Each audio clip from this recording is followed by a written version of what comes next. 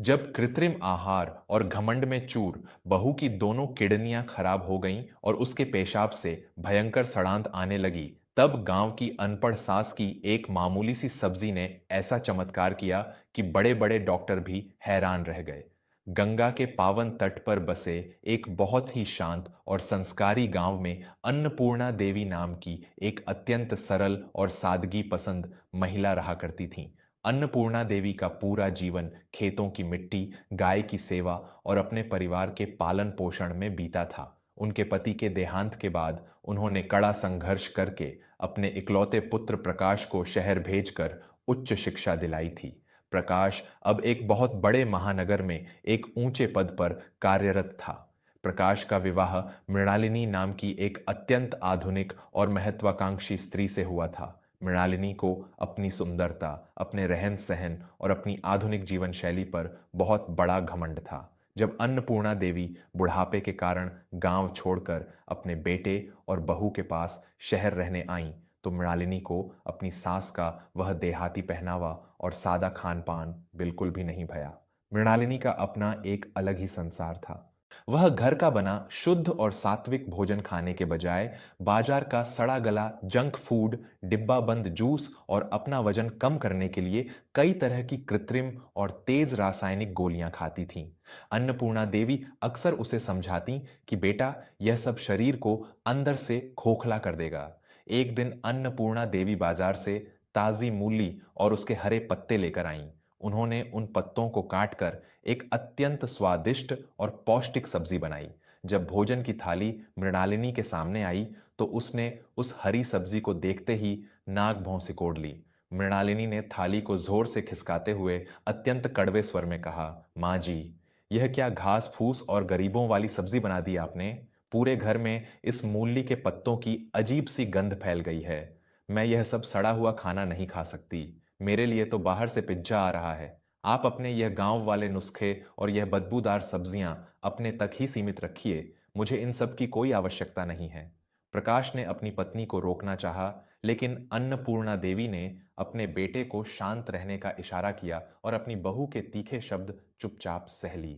दिन बीतते गए और मृणालिनी का स्वास्थ्य उसकी उसी आधुनिक जीवन शैली के कारण बिगड़ने लगा। अचानक उसे भयंकर थकान महसूस होने लगी। सुबह उठते ही उसके चेहरे और पैरों पर भयंकर सूजन आ जाती थी। लेकिन सबसे डरावना बदलाव कुछ और ही था। जब भी मृणालिनी शौच के लिए जाती, तो उसके पेशाब से एक अत्यंत भयंकर सड़ांत आती थी, जैसे कोई मांस सड़ गया हो। उसके मूत्र में बहुत अधिक मात्रा में सफेद झाग बनने लगा था। उसने इस बात को कुछ दिनों तक छिपाए रखा, लेकिन एक दिन दफ्तर में उसके पेट और पीठ के निचले हिस्से में ऐसा असहनीय दर्द उठा कि वह वहीं बेहोश होकर गिर पड़ी। उसे तुरंत शहर के सबसे बड़े अस्पताल में ले जाया गया। वहां के सबसे विख्यात चिकित्सक डॉ आशुतोष ने जब उसके रक्त और मूत्र की जांच की, तो उनके चेहरे पर गहरी चिंता छा गई। डॉक्टर आशुतोष ने प्रकाश को अपने कक्ष में बुलाया और अत्यंत निराशा भरे स्वर में कहा, प्रकाश जी, स्थिति बहुत ही गंभीर है। आपकी पत्नी की दोनों किडनियां, गुर्दे लगभग काम करना बंद कर चुकी हैं। उन्होंने अत्यधिक रासायनिक दवाइयों और गलत खान पान के कारण अपने गुर्दों को विषैला कर लिया है। पेशाब में आ रहा जाग इस बात का प्रमाण है कि किडनियां शरीर के आवश्यक प्रोटीन को बाहर फेंक रही हैं, और सड़ांत बता रही है कि शरीर का जहर अंदर ही अंदर जमा हो रहा है। हमें तुरंत इन्हें मशीनों पर रखना होगा, डायलिसिस करना होगा, अन्यथा इनका बचना असंभव है। यह सुनते ही प्रकाश के पैरों तले जमीन खिसक गई। मेरे आत्मीय श्रोताओं, मैं आपका अपना विवेक वर्मा। आज के इस दिखावे और आधुनिकता के युग में हम इंसान यह भूल गए हैं कि हमारा शरीर रसायनों का डस्टबिन नहीं है। हम बाजार की महंगी और सड़ी हुई चीजों को अपना रुतबा मानते हैं और अपनी ही मिट्टी से उपजी उन प्राकृतिक सब्जियों को पिछड़ापन कहकर ठुकरा देते हैं।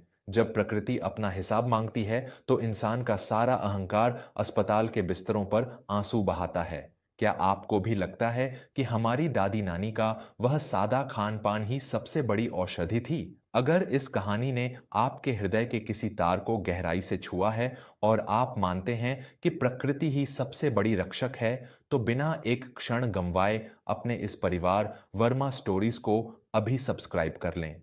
आपका एक सब्सक्राइब और आपका जुड़ना मुझे यह विश्वास दिलाता है कि आज भी समाज में सच्चाई और संस्कारों का सम्मान करने वाले लोग मौजूद हैं। कृपया अपना स्नेह दें और अभी सब्सक्राइब का बटन दबाएं।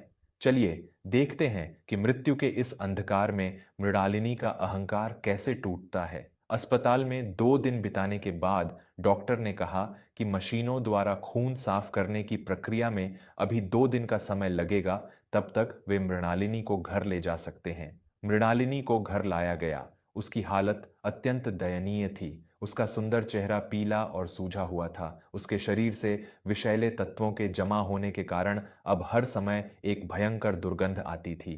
प्रकाश भी अपनी पत्नी की इस हालत को देखकर अंदर ही अंदर टूट चुका था, लेकिन वह भी उस दुर्गंध के कारण उसके कमरे में ज्यादा देर रुक नहीं पाता था। तभी अन्नपूर्णा देवी, जिन्हें मृणालिनी हमेशा गंवार समझती थी, उनके कमरे में आईं। एक माँ का हृदय कभी अपने बच्चों का दुख नहीं देख सकता, चाहे उन्होंने कितना भी अपमान क्यों न किया हो। अन्नपूर्णा देवी ने मृणालिनी के सिर पर हाथ फेरा। मृणालिनी रोते हुए बोली, माँ जी, मुझे क्षमा कर दीजिए। मेरा शरीर अंदर से सड़ रहा है। मैं मरने वाली हूँ। मेरी दौलत और मेरा आधुनिक ज्ञान मुझे बचा नहीं पा रहा है। अन्नपूर्णा देवी ने अत्यंत शांत स्वर में कहा, चुप कर पगली, तू मेरी बहू है, इस घर की लक्ष्मी है। तुझे कुछ नहीं होगा। जो डॉक्टर कह रहे हैं वह उनका विज्ञान है, लेकिन मेरी प्रकृति के पास तेरी इस बीमारी का एक ऐसा अचूक बाण है जो तेरी दोनों किडनियों को रातों रात साफ कर देगा। बस तू अब मेरी बात मान लेना। अन्नपूर्णा देवी तुरंत रसोई में गईं। उन्होंने बाजार से लाई हुई ताजी मूली ली। उन्होंने उस मूली के ऊपर लगे हुए ताजे, कोमल और हरे पत्तों को तोड़ा।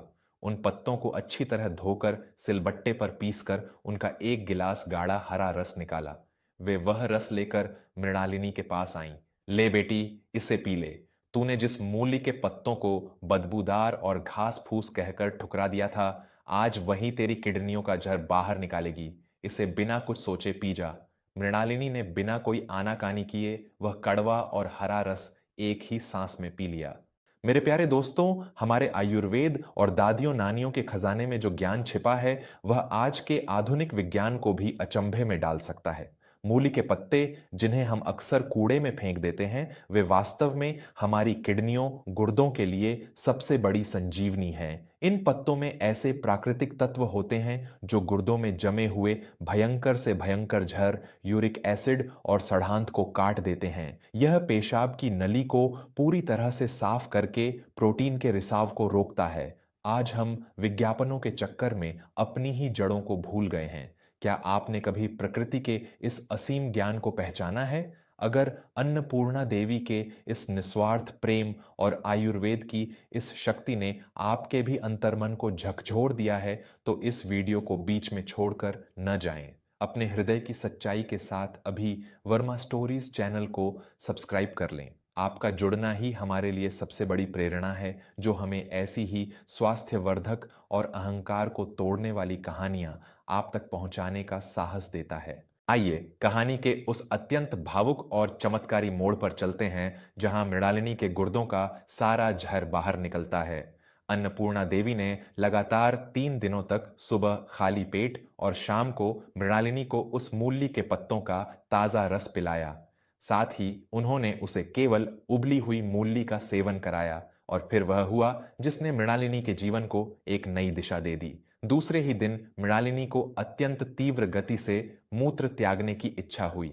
जब वह शौचालय गई तो उसके मूत्र के साथ वह सारा काला और पीला गाढ़ा विषैला पदार्थ बाहर निकल गया, जिसने उसकी किडनियों को जाम कर रखा था। तीसरे दिन तक उसके पेशाब में बनने वाला वह भयंकर झाग पूरी तरह से समाप्त हो गया। सड़ांत की जगह अब एक सामान्य स्थिति आ गई थी। उसके चेहरे और पैरों की सूजन ऐसे गायब हो गई जैसे कभी थी ही नहीं। जब चौथे दिन प्रकाश अपनी पत्नी को लेकर डॉक्टर आशुतोष के पास गया और उन्होंने मृणालिनी की नई रिपोर्ट देखी, तो वे अपनी कुर्सी से खड़े हो गए। डॉक्टर आशुतोष ने अपनी आंखें मलते हुए कहा, यह कैसे संभव है प्रकाश जी?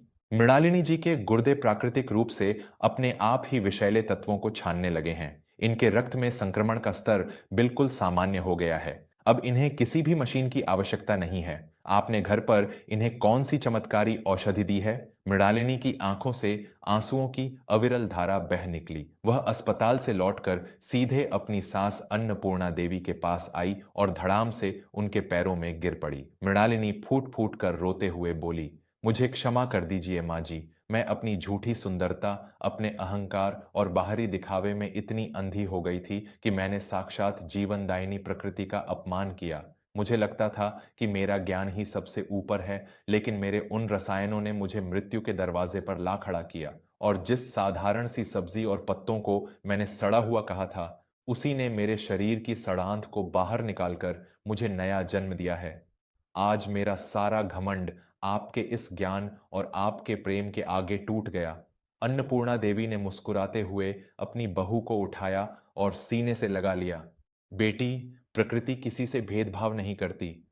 भगवान ने हर बीमारी का इलाज हमारी धरती और हमारी रसोई में दे रखा है, बस हमें उस पर विश्वास करना आना चाहिए। उस दिन के बाद मृणालिनी का जीवन पूरी तरह से बदल गया। उसने बाजार का सारा जंक फूड और कृत्रिम गोलियां हमेशा के लिए कूड़ेदान में फेंक दी। वह अब अपनी सास के बताए हुए प्राकृतिक और सादे भोजन का ही सेवन करती थी। घर में अब अहंकार की नहीं, बल्कि प्रेम और सादगी की महक रहती थी। दोस्तों, ये कहानी हमें जीवन का वह अत्यंत महत्वपूर्ण सत्य सिखाती है जिसे हम भूल चुके हैं। हमारा शरीर रसायनों से नहीं, बल्कि प्रकृति से बना है।